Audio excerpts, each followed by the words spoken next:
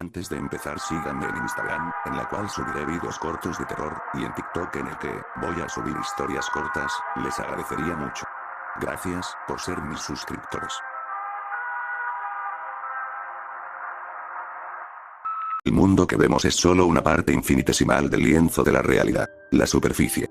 La superficie es, en cierto modo, una fachada. Debajo de ella se esconden horrores que los humanos nunca debieron ver. Me enteré de este mundo oculto cuando me desperté tras 13 días de sueño. Al principio, pensé que podría estar sufriendo un deterioro cognitivo, pero el hospital me dio el visto bueno. Además, mi amigo también vio algo. Para conseguir este récord mundial, estudié el método de un hipnotista del Reino Unido, Peter Powers, que logró dormir durante 8 días consecutivos bajo la influencia de la hipnosis. Tras varios intentos fallidos, logré superar su hazaña por un margen considerable. Me quedé dormido el 20 de diciembre de 2024 y luego me desperté en un nuevo año, en la brumosa e invernal tarde del 2 de enero de 2025. Me quedé dormido. Me desperté. Vaya, eso hace que todo parezca bastante rutinario, ¿no? Déjame decirte que despertar en esa fría y nevada mañana no se parecía en nada a despertar de un sueño de 8 horas. Ni siquiera se sintió como despertar de un sueño largo e inconsciente después de una noche de beber mucho. De hecho, una vez la gripe me dejó inconsciente durante poco menos de 24 horas. Este sueño de 13 días ni siquiera fue así. El aturdimiento no alcanza para describirlo. Sentí dolor, un dolor absurdo e incalculable. No solo me partió los costados del cerebro, sino también el interior. Cuando me desperté en la cama, gruñendo en voz alta y buscando a tientas mi teléfono, oí a Luke subir corriendo las escaleras para ver cómo estaba. Mi amiga y compañera de piso me había estado cuidando durante mis 2 semanas de letargo. De todos modos, Luke llamó a nuestra otra amiga, Rebecca, porque estaba preocupado por mí. Al parecer, me quejaba de un sonido de tic-tac persistente. Parecía que estaba experimentando alucinaciones auditivas y visuales. Recuerdo vagamente que, cuando mi compañera de piso entró en mi habitación, vi una sombra alta y de cabeza alargada que cruzaba la escalera. En retrospectiva, esa idea me produce un temor inimaginable, pero tendré que empezar desde el principio para que entiendas por qué. Luke y Rebecca me llevaron rápidamente al hospital cuando no mostraba ningún signo de haber superado estas alucinaciones. Cuando empecé a hablar de la luz roja del sol que se filtraba por las ventanas de mi casa, Luke fue a buscar las llaves de su coche. Esperábamos que pudiera experimentar algunos problemas de salud, por supuesto, porque dormir 312 horas no es algo natural. La grabación, murmuré débilmente mientras mis amigos me guiaban a través del estacionamiento hacia la entrada del hospital. El representante del INES dijo, resolveremos todo eso después de que hayas visto a un médico, prometió Luke, esforzándose por mantener mi brazo pesado y casi flácido sobre su hombro. Me alegro de que estés despierto, dijo Becca desde mi otro lado, con voz ronca y frágil. Ella no había querido que yo hiciera nada de esto. La nieve se pegaba a las suelas de mis botas y la niebla se pegaba a mi piel. Sin embargo, incluso en ese día nublado, el mundo parecía increíblemente brillante. Le eché la culpa a mis ojos débiles y cansados, pero aún así expresé mis preocupaciones a mis amigos. No recuerdo las palabras exactas de mi murmullo delirante, pero el cielo se veía cada vez más extraño. Esa luz roja del día persistía, tratando de perforar las nubes de arriba. El cielo está perfectamente normal, Kim, me aseguró Luke mientras las puertas automáticas del hospital se abrían frente a nosotros. Pediremos a los médicos que nos hagan algunas pruebas, ¿de acuerdo?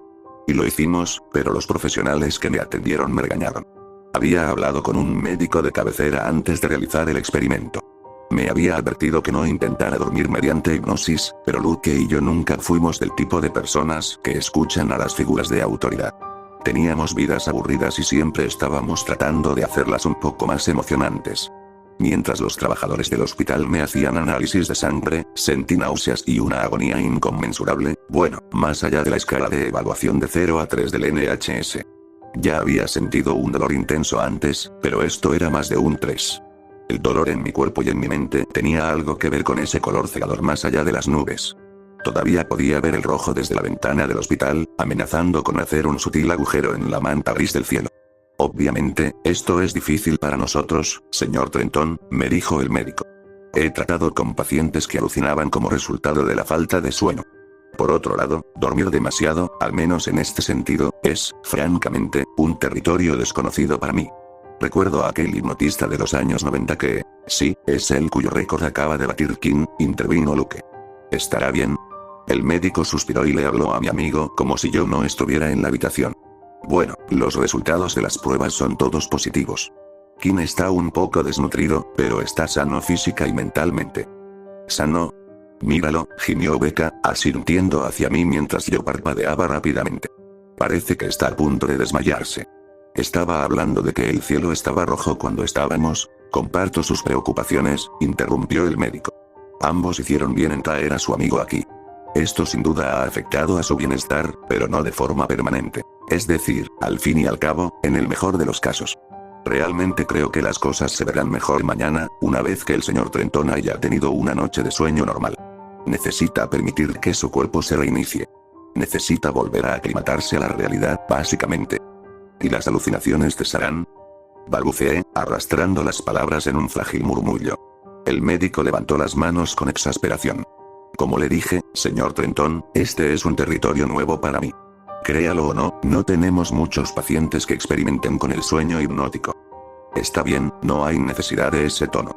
Espetó Becca. Solo queremos que nuestro amigo mejore. Vaya a la cama a una hora razonable esta noche, señor Trenton, le dijo el médico. Y, lo más importante, despiértese a una hora normal. Solo necesita dormir 8 horas normales. Esa es mi opinión profesional. Mientras salíamos del hospital, mis amigos se quejaban de la mala educación del médico que me había regañado. Yo apenas prestaba atención a su conversación. En cambio, me concentraba en las rarezas de mi entorno. Incluso dentro de esas 4 paredes, lejos del cielo rojo que me rodeaba, las cosas me parecían ligeramente extrañas. Y luego vino algo tangible para acompañar ese horrible sentimiento en mis entrañas. Al final del pasillo, avanzando a toda velocidad hacia nosotros, había una camilla impulsada por varios miembros del personal alarmados, vestidos con uniformes azules. No me asustó el hombre que echaba espuma por los labios y se retorcía en aquella camilla que avanzaba hacia nosotros con ruedas temblorosas. Era una figura roja, de 1,80 m de alto, que me hizo soltar un jadeo de miedo. No era rojo como el cielo, era rojo como si le hubieran dado la vuelta al cuerpo, con la textura del músculo carnoso que debería haber estado debajo de su piel inexistente. La figura, que caminaba junto al carro de viaje, no miraba al mundo con los ojos. Su rostro, al igual que el resto de su cuerpo, estaba completamente cubierto por ese mismo músculo rojo, carnoso y chorreante. En realidad, la figura inquietante no nos miraba a nosotros en absoluto. Estaba mirando al paciente en camilla que estaba sufriendo una convulsión. Lo peor de todo era que ese monstruo, que parecía invisible para cualquier otra persona en el pasillo, estaba sacando gotitas de saliva de la boca del enfermo.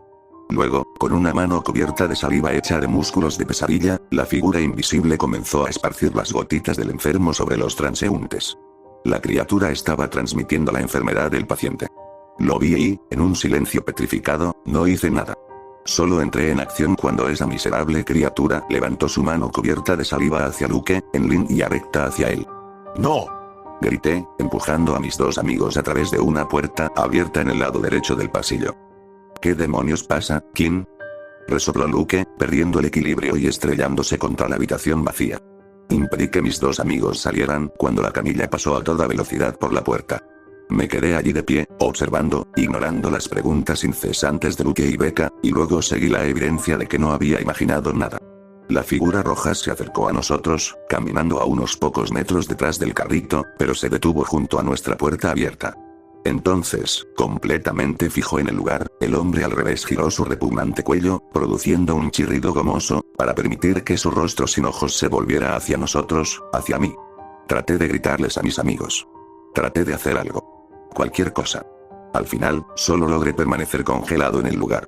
Entonces la criatura giró nuevamente su cuello, regresando su cabeza a una posición orientada hacia adelante, y siguió el carrito que había salido disparado por el pasillo. Él me vio. Más aún, vio que yo lo veía. Y me di cuenta de que ningún ser vivo podía ver las cosas que yo había visto. Las cosas que mueven los hilos detrás de escena. Tierra Kim. Continuó Becca. No tenías por qué empujarnos para que no nos apartaras. Estoy segura de que ese carro no nos iba a golpear. Lo siento, murmuré, con las rodillas temblando mientras Luke pasaba mi brazo sobre sus hombros. Vamos, dijo mientras Becca se ponía a mi lado. Aún te ves un poco inestable sobre tus piernas. Te llevaremos a casa. Te acostarás temprano esta noche, ¿sí? Tal vez las cosas se vean un poco mejor para ti mañana, como sugirió el médico.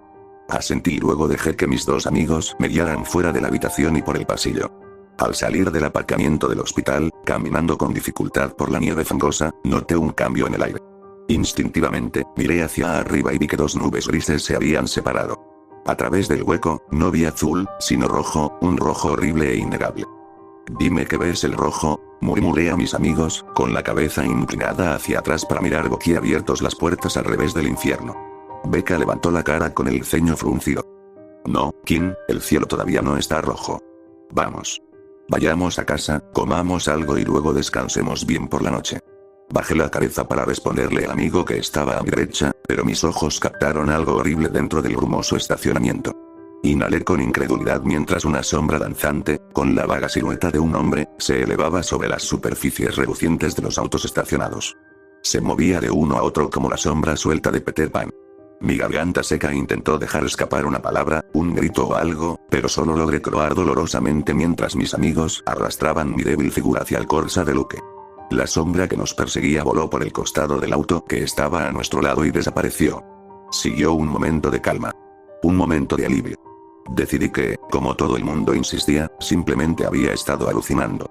El agudo grito de Becca, desde el otro lado del coche, disipó inmediatamente ese pensamiento. Giré lentamente, queriendo enfrentar cualquier cosa menos lo que sabía que vería. Una pesadilla más allá de la comprensión. Allí estaba de nuevo aquel hombre invertido, vestido con un traje rojo de músculos. Ya no había sombras bailando en el aparcamiento. Era algo muy real, muy físico, y estaba elevando a Luke por los aires, observándolo sin ojos. Todo sucedió en un instante. El cuerpo de Luke, que se retorcía y estaba atrapado entre los dedos de la criatura, fue atraído hacia ese torso rojo y carnoso. Mi amiga gritó, junto con Becca y yo. Los sonidos de nuestros gritos angustiados se mezclaron con los chasquidos y chapoteos de los huesos al romperse y las entrañas al remodelarse. El cuerpo de Luke se contorsionó en una exhibición que aturdió y paralizó mis pensamientos. Mi mente y mi cuerpo se disociaron cuando mi amigo fue aplastado a través del torso carnoso de la criatura, deslizándose bajo la superficie densa y resistente de un charco de agua. Luke. Gritó Becca, cayendo hacia atrás contra el auto mientras miraba hacia la escena de terror que se desarrollaba. Sacudí la cabeza para liberarme de la migraña y sacudí mis extremidades para liberarme del letargo que había envuelto todo mi cuerpo. Luego, reprimiendo mi horror y actuando por instinto para sobrevivir, corrí alrededor del parachoques delantero del auto y agarré los hombros de mi amiga. No necesité decirle a Becca que corriera. Ella lo hizo sin preguntarme. La adrenalina alimentaba mis extremidades temblorosas, manteniendo mi cuerpo trabajando hasta cierto punto mientras salíamos del estacionamiento, pero podía sentir mis piernas gimiendo en desaprobación mientras salía del estacionamiento y bajaba por la calle principal. Después de varios minutos de huida, entre gritos y berridos, Becca y yo habíamos dejado atrás el hospital. Nos encontrábamos en el centro de nuestra ciudad extrañamente desierta, así que nos metimos en un callejón y nos escondimos detrás de un cubo de basura, recostándonos en el suelo. La niebla llenaba el aire de forma más aplastante que antes y la nieve bajo nuestros traseros se sentía más firme. Había una pesadez que consumía mi ciudad. Simplemente desapareció, susurró Becca. En el aire. Y finalmente lo entendí. No lo viste, ¿verdad? Oh, lo vi, gimió ella, con los ojos vacíos mientras miraba la pared de ladrillos rojos frente a nosotros. No, no es Luke, dije con voz entrecortada. Es el ser que se lo llevó. ¿Cosa? Preguntó Becca, volviendo hacia mí sus ojos llenos de lágrimas. Vi cómo el aire se lo tragaba. Se convirtió en, mi amiga hundió la cabeza en mi hombro y empezó a balbucear en voz alta. Y cuando la adrenalina empezó a desaparecer, también a mí me empezó a doler el pecho. Empecé a pensar en Luke. Empecé a procesar lo que le había pasado. Lo había rescatado de las garras de la figura roja del pasillo. Al final, había tenido un destino mucho peor. Miré detrás del velo y él sufría. No sé cuánto tiempo estuvimos sentados allí, pero sé que el sol ya se había puesto cuando por fin se oyó algo que me sacó de mis pensamientos atormentados. Ese sonido de tic-tac tan familiar. No era leve y casi imperceptible, como lo había sido esa mañana, sino que lo abarcaba todo. ¿Escuchas eso? Le pregunté tímidamente a mi amiga. Becca estaba dormida. No respondió. Y yo sabía que no debía hacerlo, pero me puse de pie y la dejé allí. Salí del callejón y entré en la carretera desolada. Quiero decir que no sé por qué lo hice, pero sería una mentira. Dejé a Becca porque sabía que, si la llevaba conmigo, correría la misma suerte que Luke. Tenía que alejarme de ella. Este mundo oculto solo estaba allí para mí. Sufriría solo. Mientras deambulaba sin rumbo por el centro de la ciudad, el tic-tac se hacía cada vez más fuerte, como el dolor en el pecho, un dolor que ya no era solo el dolor residual del horror de presenciar a mi querida amiga sufrir un final tan terrible. Era algo nuevo. Algo que no podía identificar, sin importar cuántas veces me diera vuelta para mirar los callejones oscuros y las fachadas de las tiendas. No había nada que ver. Nadie a la vista. Eran apenas las 6 de la tarde. Nuestro pueblo suele estar abarrotado a esa hora. La niebla y el manto de la noche no deberían haber sido suficientes para disuadir a la gente, especialmente justo después del amanecer de un nuevo año. El tic-tac alcanzó un punto culminante y luego se le unió algo más. Un crujido. Luego otro y otro. Pasos que se movían por la nieve y no eran los míos. Me retorcí de mala gana y grité cuando no vi ni una sombra bailando sobre el blanco, ni siquiera un hombre con sus entrañas puestas como traje exterior. De pie en el blanco de la niebla y la nieve, mirándome, había una figura aún más lejos de ser un hombre que el horror de adentro hacia afuera. No llevaba ropa y su piel estaba hecha de roble carnoso, no como la corteza de un árbol, sino como las tablas de madera pulida de un mobiliario fino. La figura medía por lo menos 3 metros de altura, pero no fueron sus miembros desgarbados y de madera lo que me hizo gritar. Era su cabeza perfectamente angular y rectangular. Al igual que la figura de carne roja, esta nueva pesadilla no me miró con los ojos. Su rostro era el de un reloj de pie. Donde debería haber retinas y fosas nasales, había un óvalo blanco con números romanos y 2 manecillas que hacían tic-tac como insectos pestilentes. Y donde debería haber habido una boca, había un abismo de oscuridad. Donde debería haber habido una lengua, en cambio se balanceaba un péndulo que lamía y me llamaba hacia sus profundidades. Lo peor de todo es que obedecí. Me encontré caminando hacia la figura. Con cada tic-tac del péndulo, daba otro paso, moviéndome en una sincronía aterradora, y el segundero giraba más cerca de la parte superior de la esfera del reloj del hombre. Y se acercaba no a las 12, sino a las 13. Shiri. Abrí la boca para gritar, esperando que Becca me oyera desde la calle de al lado, pero lo único que salió de mi boca, horriblemente, fue más tic-tac. El chasquido y el repiqueteo, para ser exactos, de mi lengua contra la parte posterior de mis encías, como si también fuera un péndulo que se balanceaba de un lado a otro.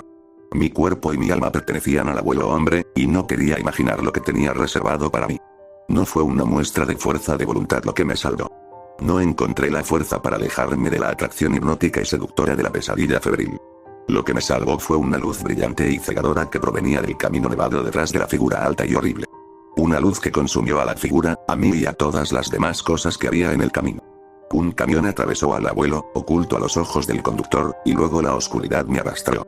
Cuando me desperté hace un par de días, con Becca sollozando a mi lado, me encontré nuevamente en el hospital. El camión se había desviado y, afortunadamente, solo me había golpeado el espejo retrovisor. Lo más extraño de todo es que me sentí bien descansado. No estoy defendiendo los poderes curativos de estar casi aplastado por el acero que se precipitaba sobre mí. Sin duda me sentí un poco desorientado por el accidente. Simplemente no me sentí tan desplazado. De hecho, me sentía relativamente normal. Me dije a mí mismo que, tal vez, había restablecido mi mente y mi cuerpo, tal como el médico me había prometido que haría. Me dije a mí mismo que había deshecho el daño causado por dormir durante 13 días. El mundo que había visto era invisible para mí nuevamente. Fue solo cuando Becca me visitó nuevamente esta tarde, todavía cubierta de lágrimas y mocos, que sentí una sacudida de duda. Salté de la cama, gruñendo dolorosamente mientras me apoyaba sobre una pierna rota enyesada de rojo, y mi amiga me llevó hacia la ventana. Empecé a llorar casi en silencio. ¿Sigue siendo rojo?, preguntó Becca mientras yo observaba el cielo. Asentí y mi cuello, que estaba agarrotado, emitió el sonido de una articulación al estallar. Luego siguió un segundo chasquido, y un tercero, y un cuarto. Unas horas después, acepté que era el sonido del tic-tac. Entiendo. No se supone que deba ver estas cosas. No se supone que deba escuchar estas cosas. Se asegurarán de que no lo haga.